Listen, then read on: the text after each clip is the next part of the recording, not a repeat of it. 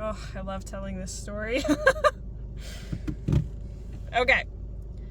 So I did a poll on my Instagram the other day for the thing that most people are working on right now.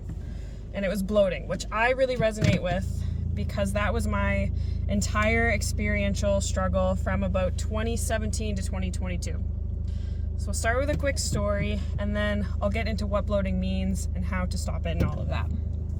So I used to manage a personal training team back in 2017, and I was very young and thought that I needed to be this tough military leader in order for people to listen to me. So I was living a very inauthentic life.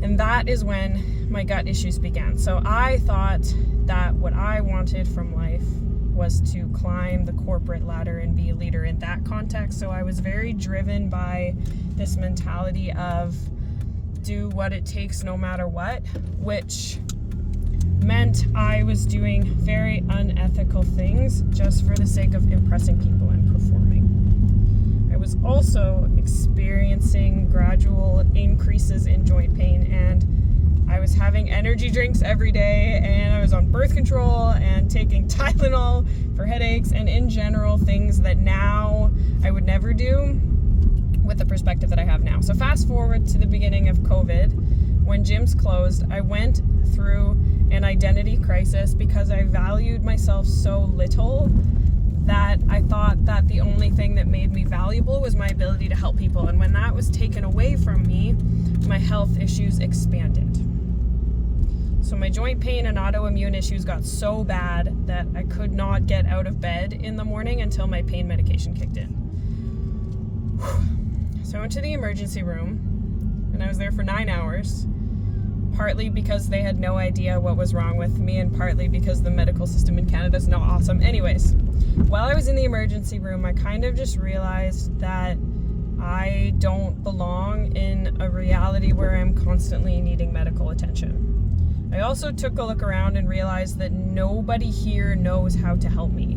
And I think subconsciously I thought that if I ignore myself for long enough, eventually someone will swoop in and save me. And I saw 5 different doctors who all asked me the same questions, and all of them had equal confused looks on their faces, and I just logically was like, I need to help myself because no one else can. So I left the hospital, and the very next day, just from the power of decision, I woke up with less pain. And that was the beginning of my real health journey. And I had been in the health industry for a couple of years at that point, but my true journey began from that point because I needed to experience that in order to redirect my own path. So for about 2 years, I learned everything I could about the connection between the gut microbiome, the liver, the pancreas, insulin resistance, psychosomatic healing, everything. And I'm still learning every day, but that was the turning point for me. But I was bloated after every meal and looked like I was 6 months pregnant by the end of the day. So I have a very good understanding of that feeling of being super uncomfortable in your body. So bloating is a signal that something you are thinking, eating, or being exposed to is not being absorbed properly.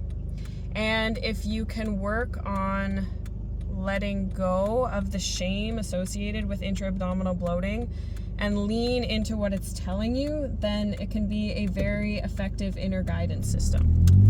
In my case, there was a lot of microbial damage and a lot of damage done to the mucosal barrier in my gut, from birth control, medication, antibiotics.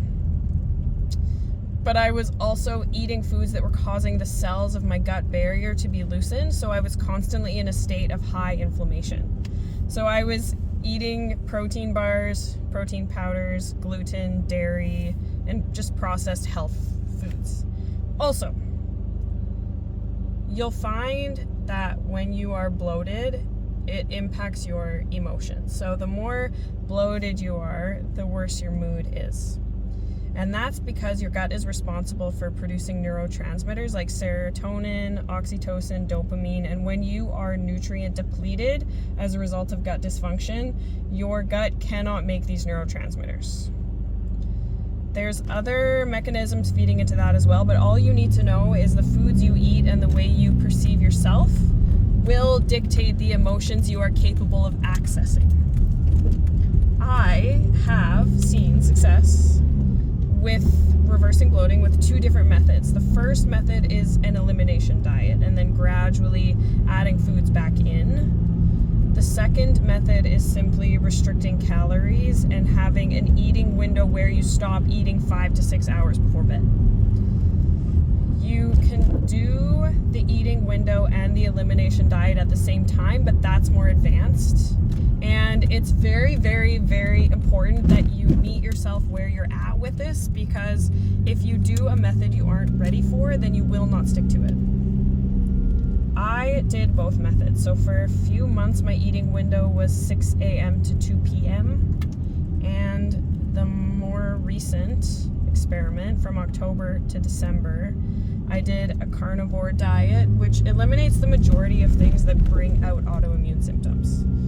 I would say the eating window felt very natural and is something I continue to do probably 80% of the time. The carnivore diet, honestly, I could keep doing, but it's not as easy to do properly if you're not willing to spend like $15 to $25 per day on food.